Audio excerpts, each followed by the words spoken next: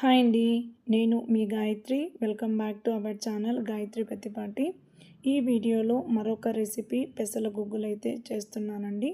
ఈ పెసల గుగ్గుల కోసం ముందుగా పెసలనైతే తీసుకొని రాళ్ళు ఉంటాయి కదండి, ఒక్కసారి రాళ్ళు ఉన్నాయో లేదో చెక్ చేసుకొని తర్వాత పెసల్ని ఒక్కసారి వాటర్తో క్లీన్ చేసేసుకొని వాటర్ వేసుకొని ఒక 2 అవర్స్ ముందైతే నానబెట్టేసుకోండి.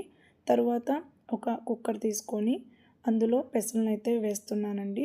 ఈ పెసల గుగ్గులు మార్నింగ్ బ్రేక్ఫాస్ట్కైనా ఈవినింగ్ స్నాక్ లాగా కూడా చేసుకోవడానికి చాలా బాగుంటుందండి. ఇలా పెసలన్నీ కూడా వేసేసుకొని కొంచెం సాల్ట్ అయితే వేసేసుకొని వాటర్ అండి, అవి ఉడకడానికి కొంచెం వాటర్ అయితే వేస్తున్నాను. మరీ వాటర్ అయితే ఎక్కువగా వేయకండి.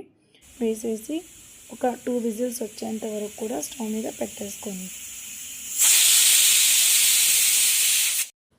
ఈ గుగ్గుల కోసం ముందుగా పచ్చిమిర్చిని ఆనియన్ని కూడా ఇలా ముక్కలుగా కట్ చేసుకొని పక్కనైతే పెట్టుకోండి.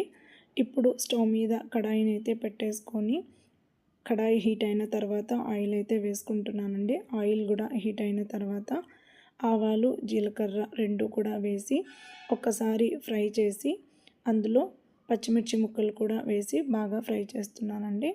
పచ్చిమిర్చి ముక్కలు కూడా బాగా ఫ్రై అయిన తర్వాత అందులో కరివేపాకు, ఇలా పెద్దగా కట్ చేసుకున్న ఆనియన్ ముక్కలండి, ఆనియన్ ముక్కలు కూడా వేసేసి ఆనియన్ బాగా ఫ్రై అవ్వనివ్వండి. ఆనియన్ కూడా బాగా ఫ్రై అయిన తర్వాత అందులో కొంచెం పసుపు అయితే వేస్తున్నానండి. ఇప్పుడు కుక్కరు విజిల్ అయితే పోయిందండి. చూసారు కదండి, పెసలు వాటర్ అనేది లేకోకుండా బాగా ఉడికిపోయాయి. ఇలా ఉడికితే సరిపోతుందండి.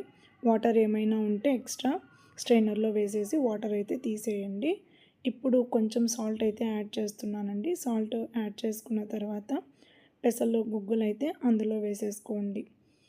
అందులో వేసేసుకొని ఒక్కసారి స్లోగా కలపండి, లేకుంటే గుగ్గులు బాగా మెత్తగా అయిపోతాయి కాబట్టి స్లోగా అనేది కలపండి.